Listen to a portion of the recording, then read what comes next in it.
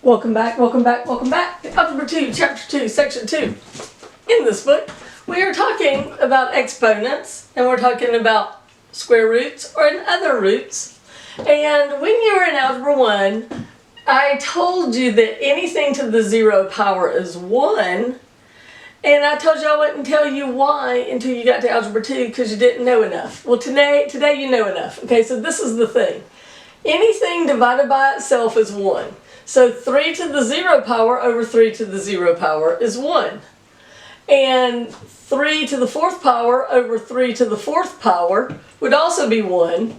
And remember how your book shows you not to just cancel things out, but that you can subtract them. And 4 minus 4 is 3 to the 0 power, which is 1. Basically, it's just anything divided by itself is 1, even things raised to the 0 power.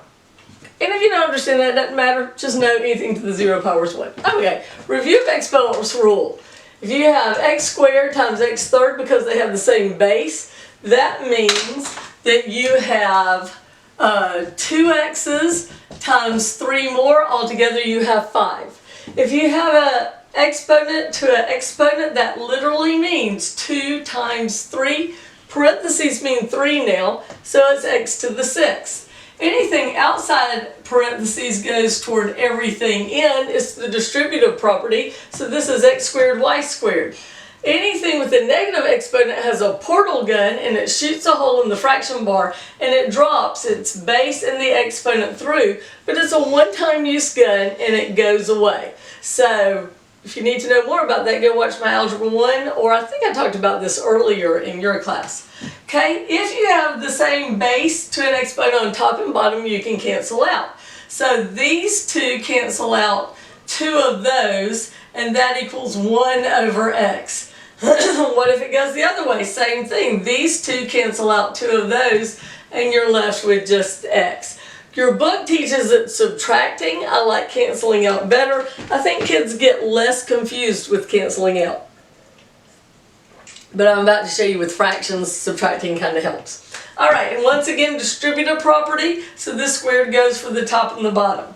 If you have a square root with 2 things under the radical, you can break it up into the things that are multiplied can have their own radical. And that is useful sometimes in crossing stuff out and simplifying. Also, if you have a radical over a fraction, you can break it up and have the radical over the numerator and denominator. Once again, often useful in simplifying things. Okay, what about if it's fraction? We can do same thing as this. We added these together, didn't we? 2 plus 3 is 5. So if we have 5 to the 1/2 times 5 to the 1/4, notice they both have the same base of 5. That's important. Then we just add them up. 1/2 is 2/4 and 1/4 is 3/4. This 2 goes for the whole thing, so you distribute it. And if you multiply 2 times 1/2, the 2's cancel out and you get 1. Anything to the first power is itself. And then 2 times 1/3 is 2/3. And they want you to leave these like this and not do them on your calculator and make them a big decimal. Okay, how about this one? Same thing. If it has a negative exponent, I shove it down first. The exponent can take everything that's being raised through the portal. So all of this goes down here, the negative exponent's gone, and now 1/4 times 4, the 4's cancel out, leaving it 2. 4 times 1/4, the 4's cancel out, leaving it 3. 2 times 3 is 6. Okay, this one, this is 7 over 1/3. They did subtracting. 1 minus 1/3 is 2/3. Or you can think of this as to the 1th power, which is the same thing as 3/3, and you can cancel out. This 1/3 cancels out one of those thirds, leaving 7 to the 2/3. I really like canceling out, and I'd do it the bottom way, because there's something satisfying about marking out math. Okay, so this one, this 2 goes to the top and the bottom. But a neat little trick you can do is because these are both to the 1/3 power, you can pull it out. Then you can do 12 divided by 4 is 3, and then 2 times 1/3 is 2/3. So what you're looking for are tricks like that in this chapter. When I teach this to kids, a lot of times they get a little frustrated because they're like, how did you know to do that? And I'm like, I've done a billion of them. And once you've done a billion, you've got it in your toolbox and you just know what to try. Okay, so here's one. I have 4 to the 3rd power times 3 to the 16th power. The simplest form doesn't have radicals if you can get rid of them. Everything gets out of Arkham that can. If you have something crazy like this, try it on your calculator first. And then if it doesn't work out, then go try something else. But always try your calculator first, because look at that. That's 4 and that's 3. How easy is this? This one's not. I try on my calculator, I don't get a nice little answer like 3 or 4. So I'm going to have to see who gets out of Arkham. 54 is 9 times 6, 9 is 3 times 3, 6 is 2 times 3. I'm looking for triplets. I've got them right there. 1 gets out, whoop, 2 die, sad, tragic. The 2 stays in jail. So 2's in jail, so it's the 3rd root of 2 times 3. This one, they want you to get rid of the 4 in the denominator. It's a math etiquette rule, but according to my kids in college, that's okay now, so I don't care if you do it or not.